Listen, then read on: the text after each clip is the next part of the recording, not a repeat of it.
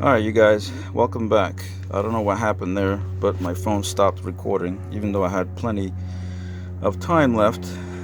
Sometimes this happens, I guess, with Android. If you're recording and get messages or whatnot, it'll stop recording, which is a pain in the ass. But anyway, so where I leave off, I was telling you about the pitch of my driveway being, 6 to 7 degree pitch, and QuickJack is good for up to 8 degree. So the reason why I have these laid down is because of that.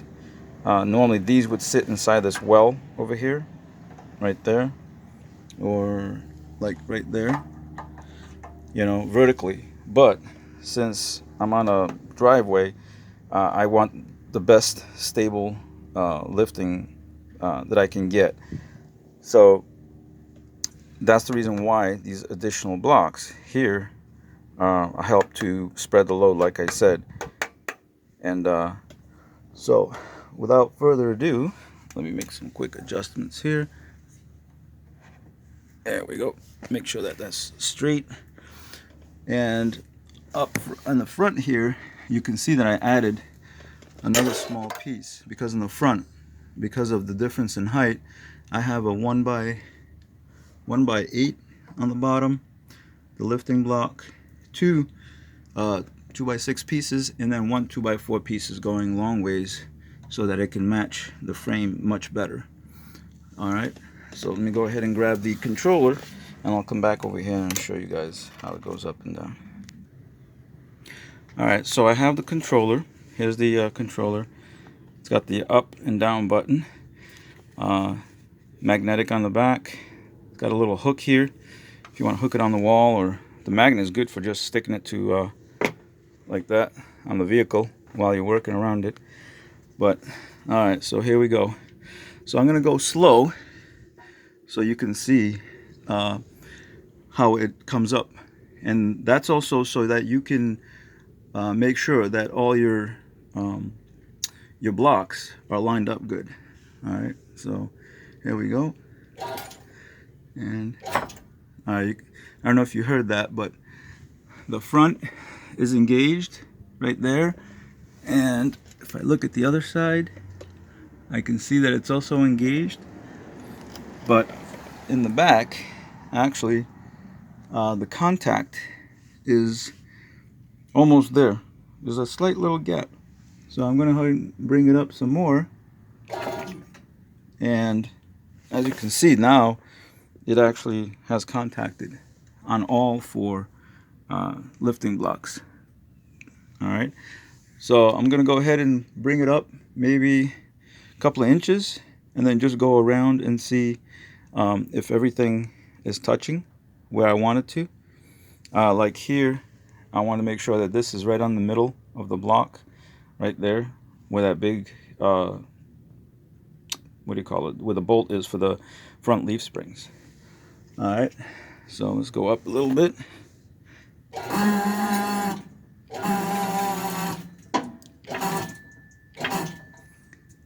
Okay, so let's go around and see.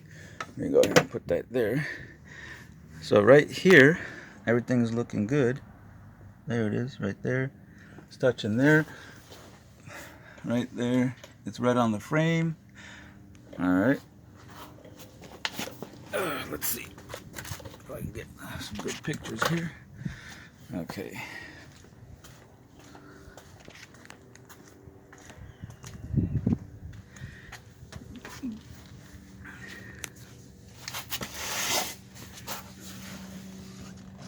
Right there, it's good on the frame also, as you can see.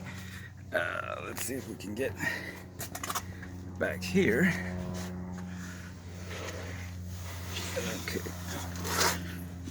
all right, right here, there it is, sitting pretty good right there as well. And one of the things you got to make sure is these lines right here have to be away from where the pinch points are, because you don't want to crush your hose while you're trying to lift it. Alright, let's go back around, and here's my power unit right there. Electric hydraulic power unit. Also, the long lines are going right in between in the back, so they're out of the way. Also use a chock block for when you're lifting, especially when you're on an angled driveway, so that when you're coming down, as soon as the tire hits the ground, it's going to roll back just a little. You have that right there to help keep it from rolling. Even though this is in park automatic transmission, it's going to move a little bit. Alright, so let's go ahead and lift it to the first locking position, which is right here. First locking position is right there. Second one is way up here. Since I'm going to be going away for a little while, I'm only going to leave it in the first locking position so that it's not too high off the ground. Alright, so here we go.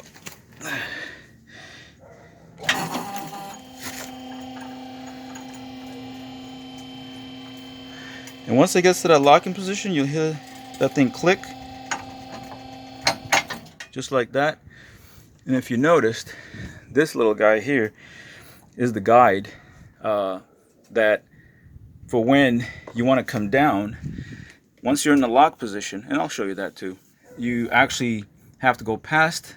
You have to go past the lifting, the locking position, and then lift this up like this, set it back down, and this only will be able to ride over that, and we'll see that in full action. All right, so let's go ahead and continue to the double lock position and show you how that works. So we'll keep going, and they usually should be able to click. Both sides should click around the same time.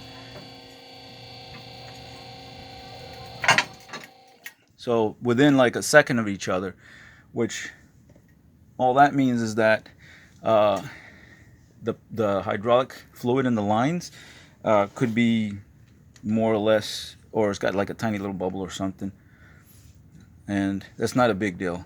All right, so like I said, go past the second lock position, come back down, and you'll see them both lock like this, and you can hear when it's locked. And then you just keep pushing down. What that does is it takes the pressure out of the fluid lines. And so here's a good look of what it looks like when the truck is lifted off the ground. All right, so, and you can see that's how far the front tire is off the ground. From here, it looks to be about 13 inches to the bottom of the tire. So in the middle, where my transmission is, you see my exhaust pipe there, I probably have a good, I want to say, my max lifting range for this one is 23 inches. And that's from floor to the top of the deck right here. You know what? Let me pause this and go get my tape measure.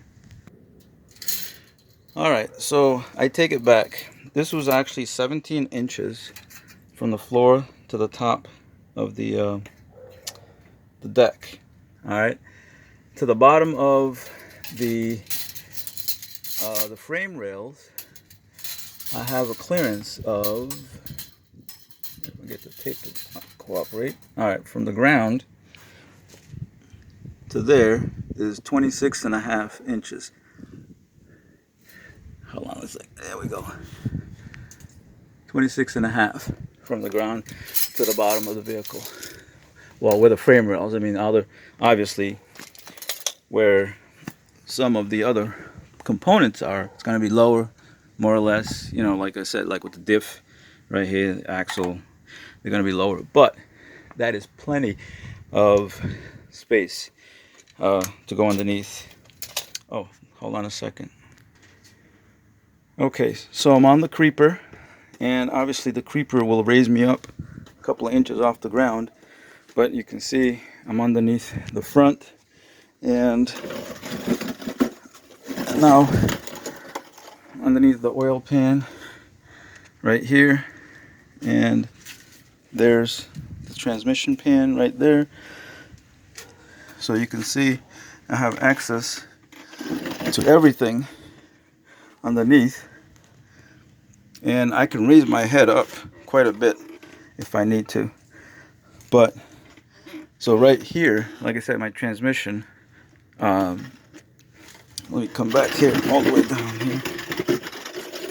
You can see that here's the transmission right there hooked up to the engine. I need to drop it all the way back, as far back as the where the transfer case is, right there. And I might have some other issues here too, because you can see right there it's a little moist. So the output for the what do you call it, the transfer case to the main drive shaft right here is seeping a little bit. So, but here's my front four-wheel drive shaft, which needs to come down as well. Here's my two cats. Got a little converter right there on either side if I need to get to. New starter that I put in, I was having issues with, but you can see the oil right here. See the drip? Oh, getting ready to drip right there. Here's another one right there. And like I said, right here, right there is where it's leaking from. That's oil mixed with coolant. So I don't know how the hell I'm getting coolant back here, but getting coolant in between here. But they said that there's a crossover tube that's hidden inside. You can see there's more drippage right there. That's inside. We have to drop the transmission in order to see that crossover tube. And I have guys who had their leak right there, so it's gonna be a big job. And also got some power steering work to do. You can see right there the drip there. It's made us all the way back down to here. So anyway, look, not to get off topic, but just to show you the kind of clearance that I have. Hold on, let me position myself there. This is the kind of clearance that I have to work in underneath the truck when that's fully lifted to second position. So there's plenty of space. Like I said, good creeper with good wheels, you'll be able to do a lot of work down here. Alright guys, so let me go ahead and go over there and show you how to lower it and how it goes all the way back down. Alright guys, so we're going to go ahead and lift it past the second lifting position, and then lift up these lock bars right here. And for ease of lifting the other side, I'm going to use this broom handle to just reach over and lift it to set it so it can come down. Alright, so let's go ahead and do that. So now I'm going to go past the second position, just like that. Make sure the other side is good too. Yep.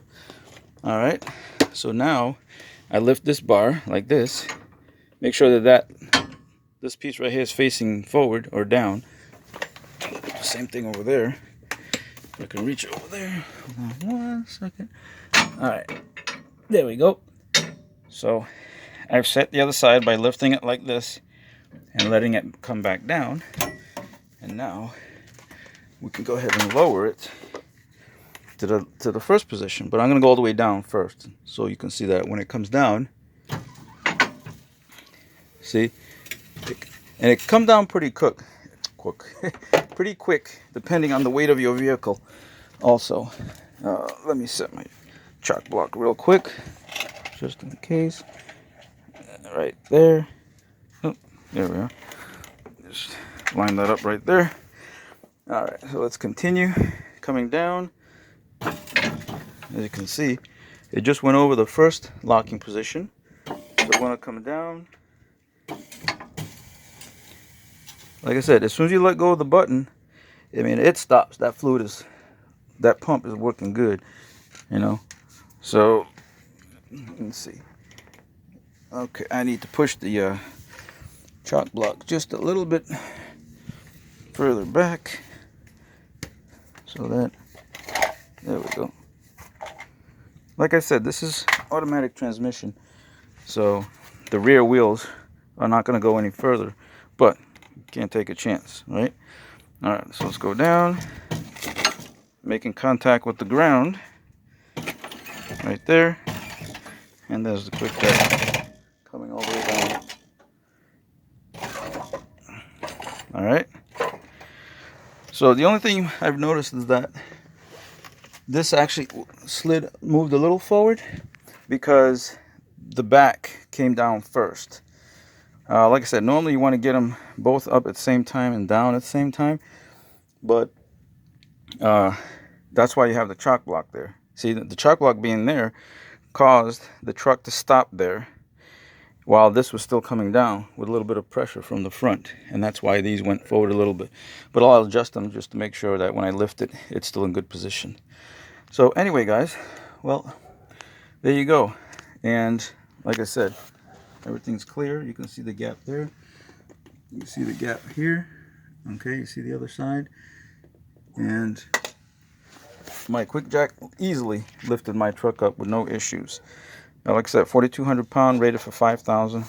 But you know, factory engineers may always make it be able to do more than what it can. So it's definitely a good buy if you guys are thinking of buying one. As always, thanks for watching. Please rate, comment, subscribe to my channel if you haven't done so. Click the bell button to get new upcoming video notifications, and I'll catch you guys in the next one. Thanks. Take care.